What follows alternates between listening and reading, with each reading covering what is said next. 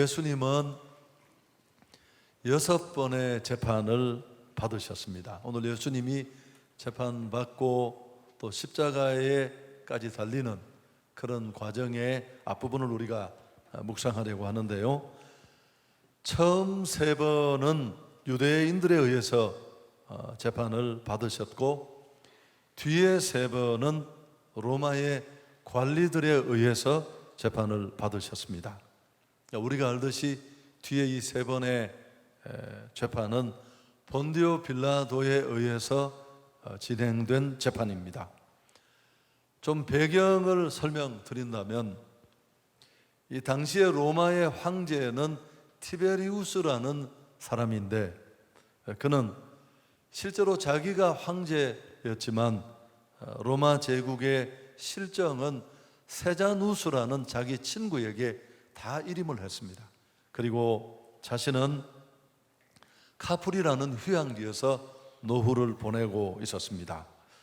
근데 이 세자누스라는 인물이 아주 야망이 있는 사람이었습니다.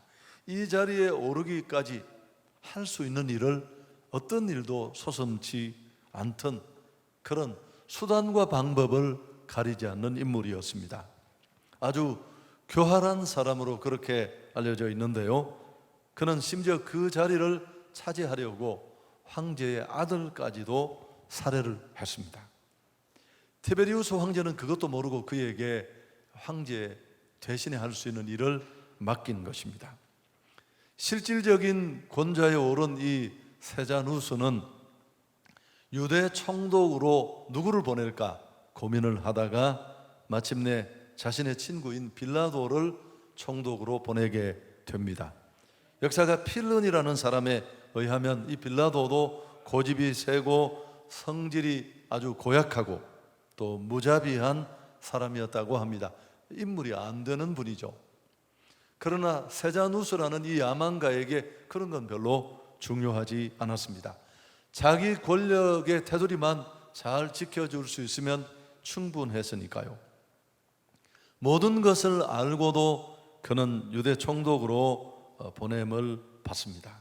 그런데 얼마 지나지 않아서, 빌라도가 총독으로 오고 얼마 지나지 않아서 황제의 아들을 살해한 이 세자누스의 죄가 드러나게 됩니다. 아주 처참하게 처형을 당합니다. 황제는 세자누스의 코를 이렇게 꿰어서 끌고 다니면서 그렇게 죽였다고 합니다. 여러분, 한번 제가 이 배경을 말씀드리는 이유는 빌라도가 이런 사실을 다 알고 있었는데 얼마나 불안했을까요? 친구 덕에 인물도 충분치 않은데 이런 요직의 총독 자리까지 왔습니다. 그런데 이제 그가 믿고 기댈 언덕이 되었던 그런 한 사람이 사라져 버린 겁니다.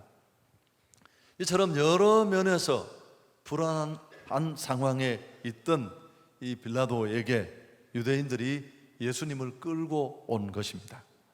예수님에 대한 4차 공판이 시작됩니다. 본디오 빌라도는 자신의 자리에 대한 불안감을 느끼고 있었습니다.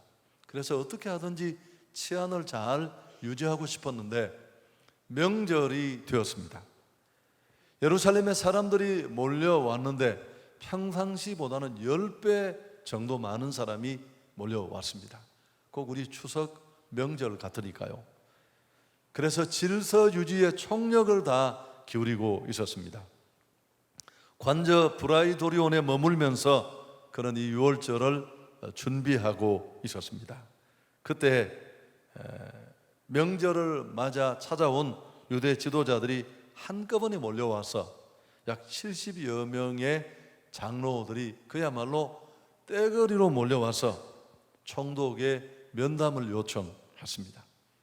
죄수 하나를 끌고 왔는데 벌써 그 몰골이 말이 아닙니다. 얼굴 곳곳에 피멍이 들어있고 피가 묻어있고 얼마나 두들겨 맞고 학대를 받았는지를 짐작해 볼 수 있었습니다.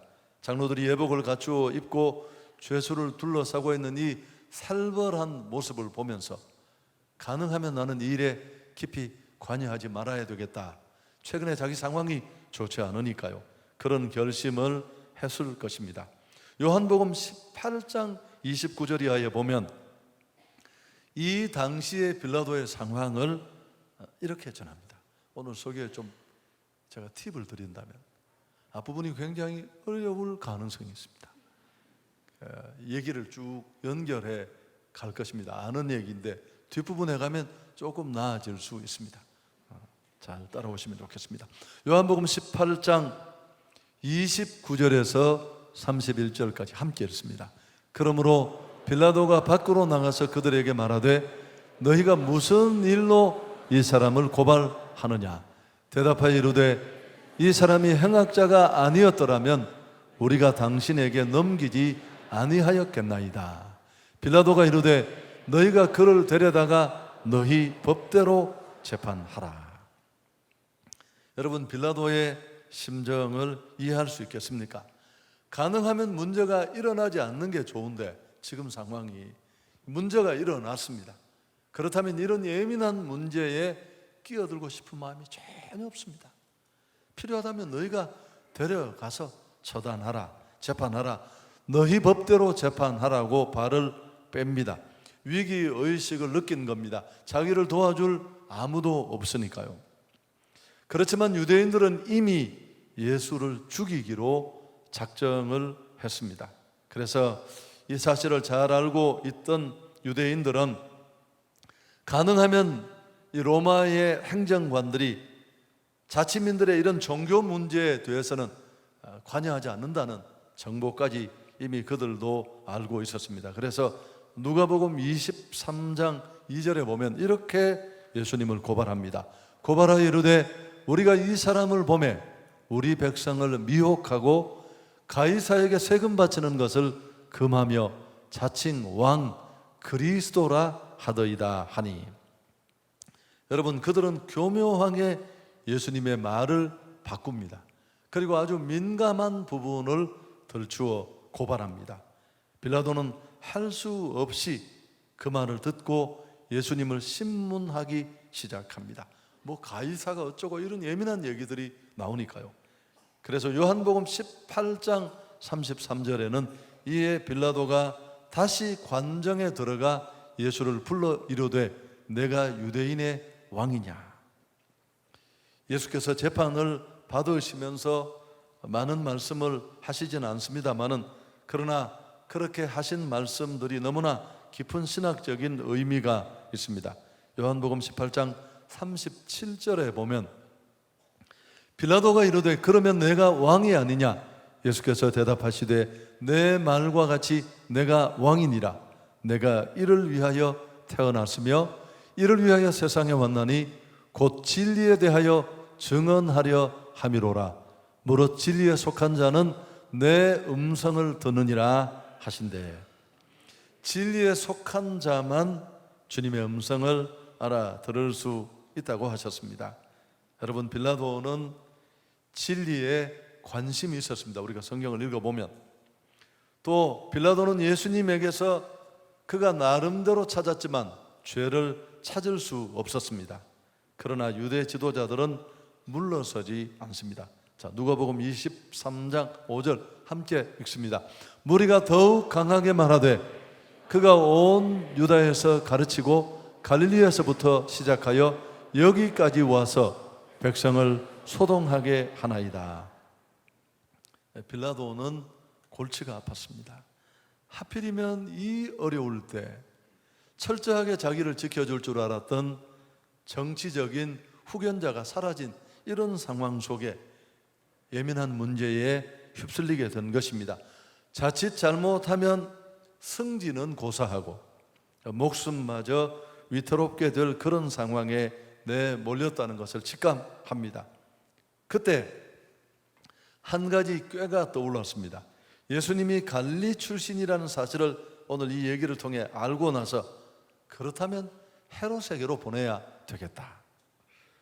빌라도의 관저 멀지 않은 곳에 갈릴리의 분봉 왕인 헤롯의 관사가 있었습니다. 그렇게 해서 5차 재판이 헤롯 안디바에 의해서 열려지게 됩니다. 여러분, 우리가 아는 대로 헤롯 안디바는 헤롯 대제의 아들입니다.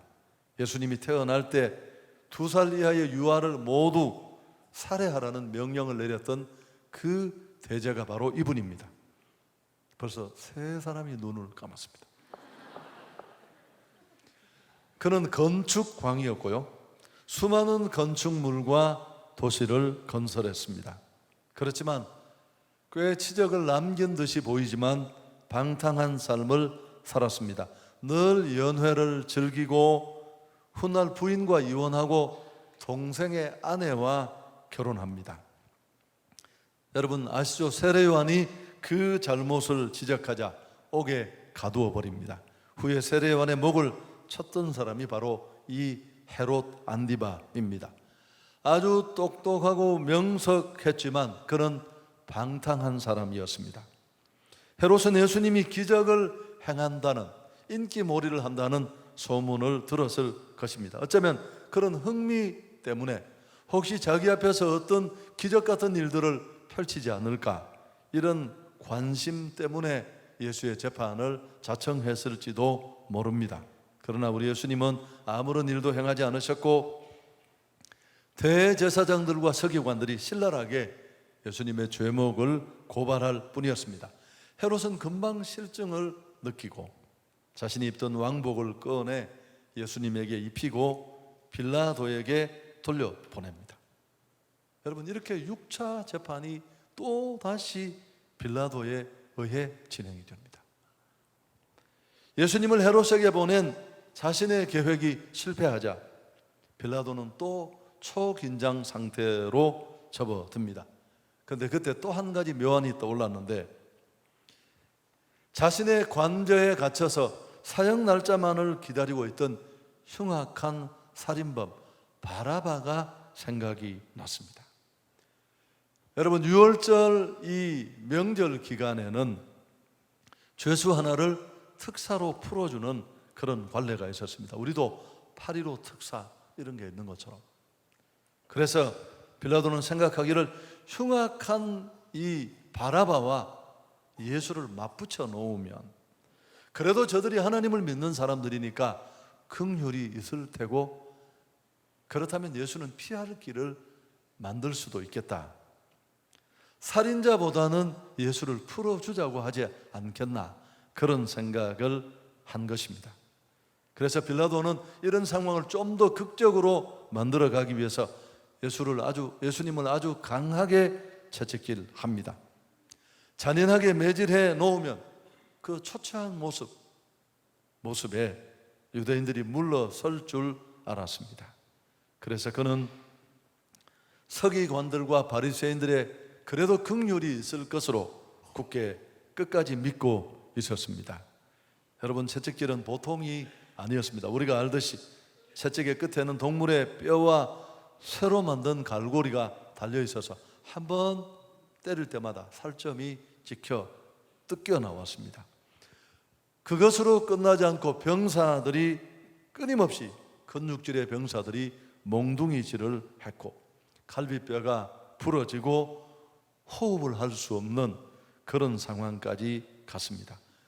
의식을 잃은 예수님을 다시 깨워서 계속 매질을 하고 눈을 뜨고 참아 볼 수 없는 참혹한 장면이었습니다. 이런 상황을 만들어서 예수님을 그들 앞에 끌고 나왔습니다. 청중들의 긍휼함을 유발시키려고 빌라도는 자신 있게 외칩니다. 요한복음 19장 5절이 이 상황을 기록하고 있습니다. 함께 읽습니다. 이에 예수께서 가시관을 쓰고 자색 옷을 입고 나오시니 빌라도가 그들에게 말하되 보라, 이 사람이로다 하매, 가시관을 써서 이마에는 피가 흘러내리고 피범벅이 되어 걸을 수조차 없는 다 터져버린 몸을 세워놓고 빌라도가 이 사람을 봐라, 이래도 너희가 물러나지 않겠느냐. 여러분, 그러나 잔인한 군중들은 그것을 보고도 예수를 십자가에 못 박으라고 소리쳤습니다. 빌라도도 놀랐을 겁니다. 도대체 이 사람들이 정말 하나님을 믿는 사람들이 맞는가? 그렇지만 빌라도는 포기할 수는 없었습니다. 아침에 나올 때 아내가 꿈 얘기를 했거든요. 지난밤에 꿈자리가 너무 뒤숭숭했는데, 성경에 다 나오는 얘기예요. 이 얘기는 그렇게 의아하게 보지 마십시오. 오늘 그 예수라고 하는 사람 가능하면 손을 대지 마세요. 아내가 그렇게 얘기를 했거든요. 그래서 빌라도는 할 수 없이 신문을 이어갑니다. 요한복음 19장에 보면 그 과정이 꽤 자세히 기록되어 있습니다. 여러분, 우리가 같이 한번 요한복음 19장 9절에서 11절을 읽어보겠습니다. 다시 관정에 들어가서 예수께 말하되 너는 어디서부터냐 하되 예수께서 대답하여 주지 아니하시는지라. 빌라도가 이르되 내가 말하지 아니하느냐? 내가 너를 놓을 고난도 있고 십자가에 못 박을 고난도 있는 줄 알지 못하느냐? 예수께서 대답하시되 위에서 주지 아니하셨더라면 나를 해할 고난도 없었으리니 그러므로 나를 내게 넘겨준 자의 죄는 더 크다 하시니라. 어떻게든지 예수를 놓아주고 이 정치적 위기에서 벗어나고 싶은 마음이 그에게 간절했습니다. 여러분, 그런데 빌라도가 더 이상 시간을 미루거나 끌 수 없는 결정적인 한마디를 군중줄로부터 듣게 됩니다. 요한복음 19장 12절인데요. 이러므로 빌라도가 예수를 놓으려고 힘썼으나 유대인들이 소리질러 이르되 이 사람을 놓으면 가이사의 충신이 아니니이다. 무릇 자기를 왕이라 하는 자는 가이사를 반역하는 것이다. 자, 제가 왜 여러분이 힘들어하는데 앞에 배경을 다 설명했는지 이유를 아시겠죠? 당신이 이렇게 하면 이거 가이사 충신이 아니야. 이 얘기는 그냥 이 불안한 상태에 있는 빌라도에게 더 이상 시간을 끌 수 없게 만드는 결정타가 되었습니다. 빌라도는 이 한마디를 듣는 것으로 충분했습니다. 이때로부터 채 한 시각도 되기 전에 예수께 십자가형을 선언합니다.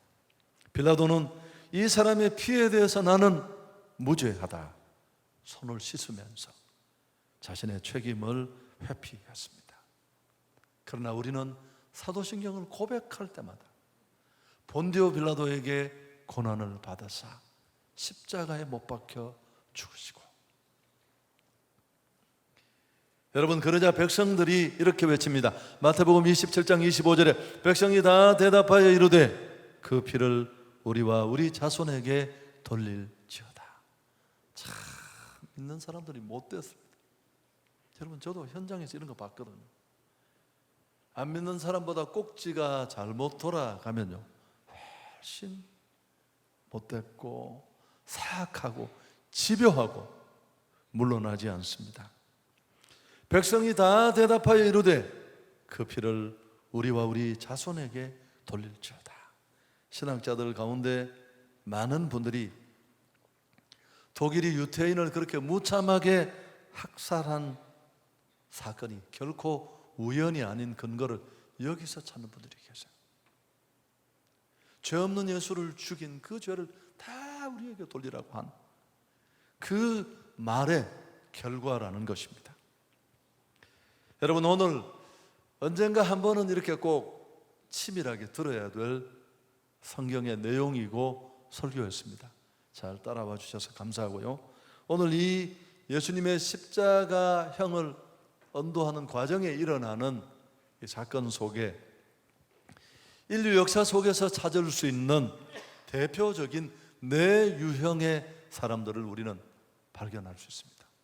첫 번째가 누구냐 하면 예수님의 재판은 이미 흘러간 역사가 되었습니다. 이 이상한 재판, 이해할 수 없는 재판은, 그렇지만 상상력을 동원해서 우리가 한번 그 현장을 마음에 재현해 보십시오. 첫 번째 등장하는 사람이 빌라도인데요.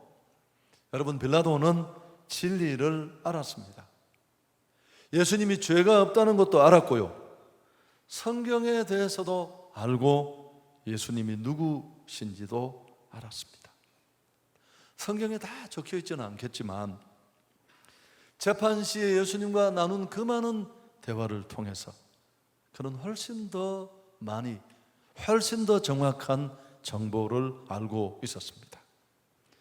그 모든 것을 알고도 자신의 유익과 정치적 이해를 위해서 그는 진리를 포기했습니다. 손을 씻어가면서 나는 이 사람의 피해에 대해서는 무죄하다, 상황만 붙들고 이해를 따라 산 사람이었습니다. 오늘 교회 안에도 얼마든지 이런 분들이 있고 내 안에도 있습니다. 하나님을 알고 진리를 알고 천국도 십자가도 알지만 큰 걸림돌을 뛰어넘지 못합니다. 세상 이해나 현실 앞에 맥을 추지 못하는 경우가 바로 그런 경우입니다. 기독교인들에 의해서 십자가의 복음이 무효화되는 세상을 살고 있다. 하비 콕스가 온 가슴으로 외쳤던 절규입니다. 여러분, 복음이 다른 불신자에 의해서 짓밟히고 예수를 공격하는 어떤 이단자에 의한 공격이 아니라 나는 예수를 믿는다고 말하고 진리를 안다고 선포하고 그 복음의 능력을 경험했다고 하는 자들에 의해서 복음이 무시되고 짓밟힐 때 사람들이 어떤 생각을 할까요? 그 예수를 왜 믿냐?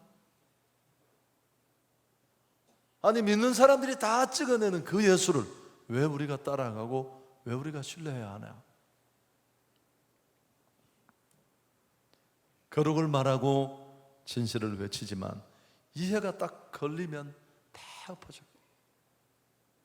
여러분, 오늘도 들어오기 전에 인터넷 뉴스 페북 여전합니다. 평생 나눔, 섬김, 내려놓음을 말했던 한국을 대표하는 한 교회가 그 마지막에 그 하나를 내려놓지 못하고 아들에게 다 세습했어요. 여러분, 그 술렁임이 멈추지를 않잖아요. 교회를 대표하는 사람들은 아주 떳떳하게 말합니다. 우리 교회 개인의 사정이다. 이게 무슨 세습이냐? 절차를 따라 다 한 일이다. 말도 안 되는 얘기입니다. 만일 그게 정말 사실이라면 그 더더욱 안 해야죠. 오해받을 짓을 왜 합니까? 복음의 더 순수한 본질을 훼손하면서 그 밑에 달린 댓글을 한번 보십시오. 입에 담을 수 없는 처참함. 그래서 오늘 이 하비 콕스의 외침, 오늘 복음이 기독교인들에 의해서 무효화되는 세상.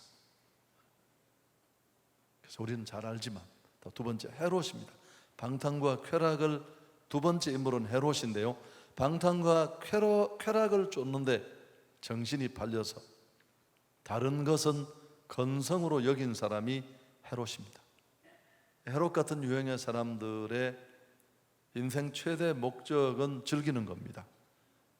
머리가 나쁜 것도 아니고 교육이 모자란 것도 아닌데 그가 왕위에 오를 때까지 아버지 헤롯 대제가 얼마나 교육을 시켰겠습니까? 부모가 다 그렇잖아요. 헤롯이 남긴 건축물을 보면 그는 천재입니다. 집념이 있고 모든 것을 완벽하게 갖춘 사람입니다. 그렇지만 쾌락과 방탕으로 모든 것을 포기합니다. 모습은 다를지 모르지만 오늘도 이런 유형의 사람들은 곳곳에 있습니다. 육신의 정욕, 안목의 정욕, 이생의 자랑, 여기에 모든 걸 다 걸고 재미있어야 하고 쾌락이 따라와야 거기 탐닉하는 그런 유형의 사람들은 너무너무 많습니다. 신을 대신하여 우리를 지배하는 것 세 가지가 있는데 우리가 잘 아는 돈, 명예, 쾌락, 이 세 가지가 바로 그것입니다. 사실은 우리가 이 세 가지 장벽을 뛰어넘을 때 우리는 진짜 진리 안에 자유인이 될 것입니다. 헤롯과 같이 되려면 원칙이 분명해야 합니다. 물론 우리가 원칙만 세운다고 그 원칙을 지킬 수 있는 힘이 우리 안에는 없습니다만은 성령의 도우심과 그렇게 살 수 있는 은혜가 절실합니다만 오늘 책을 읽으면서 참 새롭게 와 닿았습니다. 여러분, 빌리 그리함은 이제 얼마 전에 하나님의 부르심을 받았습니다만은 세계가 존경하는 복음 전도자로, 그는 정말 100세가 다 되어가는 나이까지 한 번도 쓰러지지 않았습니다. 오해받는 일도 없었고 루머도 단 한 건도 없었고 신앙인과 비신앙인을 초월해서 모두가 존경하는 그런 인물이었습니다. 빌리 그리함의 이런 아름다운 사역과 삶에는 그의 분명한 원칙이 있었습니다. 평생 그는 분명한 원칙을 세우고 그 원칙을 따라 행동했습니다. 그 원칙이 그에게 명예를 주었고 여러 유혹으로부터 그를 지켜주는 방패가 되었다는 글이었습니다. 좀 소개를 할까요? 첫째, 재정의 남용을 하지 않는다. 교회 밖의 사역이잖아요. 다양한 후원자들이 보내주는 재정, 사실은 그 액수나 범위를 충분히 측정하기는 쉽지 않았을 것입니다. 그렇지만 그는 후원자들이 보내준 재정을 투명하게 사용해서 돈 문제에 대해서만큼은 신실함을 보였습니다. 두 번째, 육체적인 부도덕함을 예방하기 위해서 남이 보았을 때 의심될 만한 일, 비윤리적인 일은 근처에도 가지 않았습니다. 세 번째, 참 이 부분도 너무너무 감동적이었습니다. 동역자를 비방하지 않는다. 교회 밖에 운동을 하는 사람은 교회 운동하는 사람을 약간 은근히 비난하고, 또 교회 사역자들은 파라철치에 일하는 사람들을 조금 더 무시하는, 여러분, 이런 일들이 얼마나 하나여야 하는 복음 사역에 있는 공동체를 헐고 주의 몸을 나누는 아픔을 주었는지 우리는 알고 있습니다. 이 네 번째도 참 멋있습니다. 사역의 업적을 과장하지 않았다. 아멘 한번 하시죠. 여러분, 숫자를 절대 띄우지 않았어요.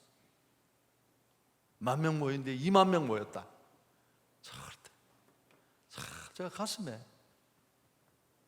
이 네 가지 원칙 철저하게 지켰습니다. 여러분, 세 번째는 어떤 유형이냐면 종교 지도자입니다. 하나님을 믿는다고 하면서도 외형과 형식 그리고 자신의 생각에 붙잡혀 있었습니다. 하나님의 생명과는 아무 상관이 없었습니다. 빌라도마저도 놀라게 만든 사람. 예배드리고 제사하지만 마음속에 악함을 가지고 있고 세상 사람들도 저지르지 못할 사악한 일들을 서슴없이 자행하고 무엇보다 타인을 향한 배려가 요만큼도 없습니다.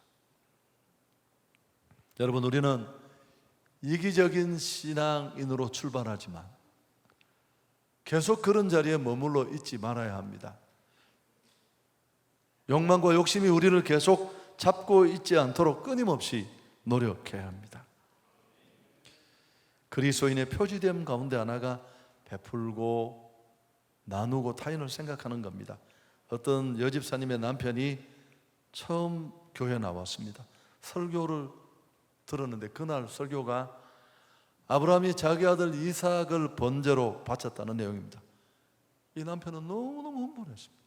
세상에 나쁜 놈이라고. 아니, 자식을 잡아서 제사를 드리는 저런 놈이 어디 있느냐고 흥분을 했다고 합니다. 여러분, 정말 나쁜 사람은 어떤 사람이라고 했습니까? 나뿐인 사람이라. 나뿐. 예수를 믿었는데 믿기 전엔 다 우리가, 여러분, 욕심 없는 사람이 누가 있습니까?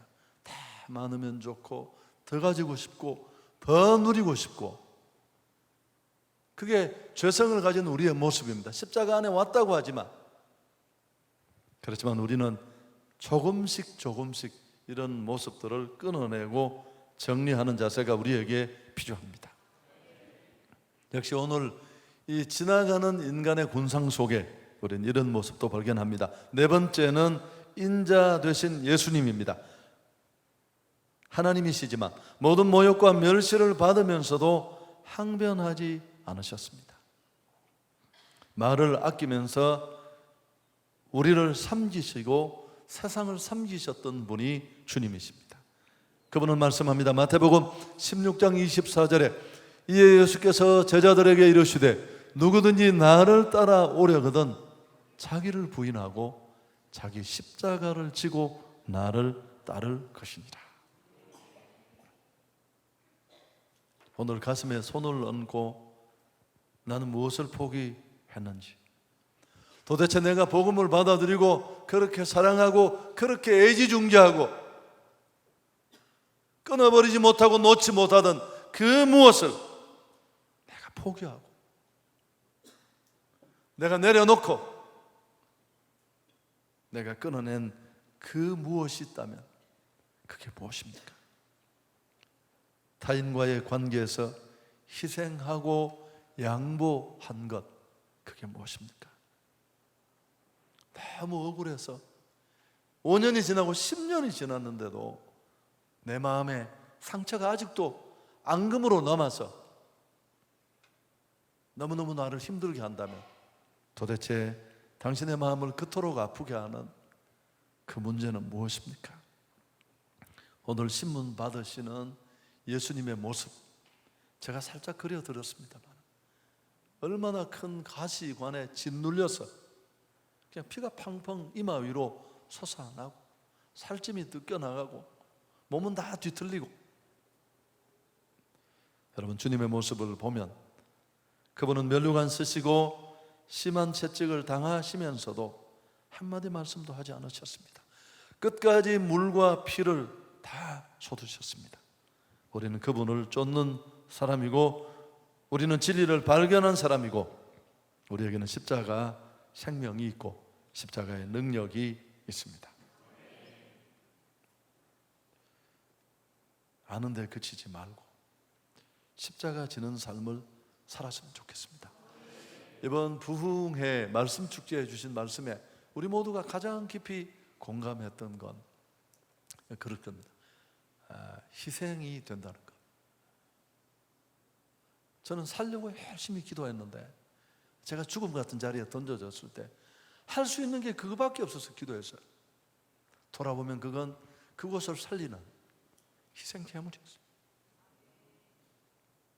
남편은 바람나서 가정 버리고 집 나가고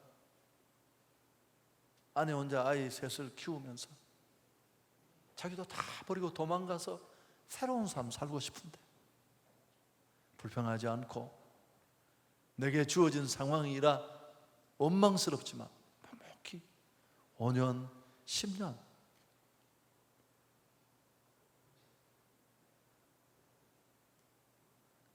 시장에서 물건을 팔면서 그렇게 끼니 한번 실컷 못 먹고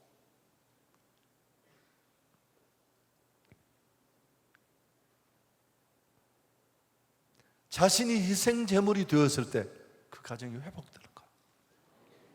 그분은 그 가정이 진짜 제물이셨어요.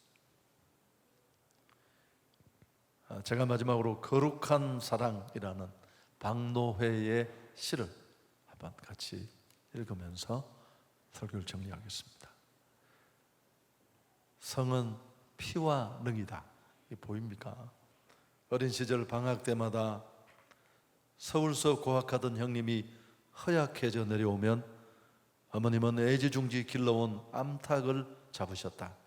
성호를 그은 뒤 손수 닭 모가지를 비틀고 칼로 피를 묻혀가며 맛난 닭죽을 끓이셨다. 나는 칼질하는 어머니 치맛자락을 붙잡고 떨면서 침을 꼴깍이면서 그 살생을 지켜보았다. 서울달 동네 단칸방 시절에 우리는 김치를 담가 먹을 여유가 없었다. 막리를 다녀오신 어머님은 지친 그 몸으로 시장에 나가 잠깐 야채를 다듬어 주고 시래기감을 얻어와 김치를 담고 국을 끓였다. 나는 이 세상에서 그 퍼런 배추 겉잎으로 만든 것보다 더 맛있는 김치와 국을 맛본 적이 없었다. 나는 어머니의 삶에서 눈물로 배웠다. 사랑은 자기 손으로 피를 묻혀 보살펴야 한다는 것. 사랑은 가진 것이 없어도 무능해서는 안 된다는 것. 사랑은 자신의 피와 능과 눈물만큼 거룩한 거라는 것.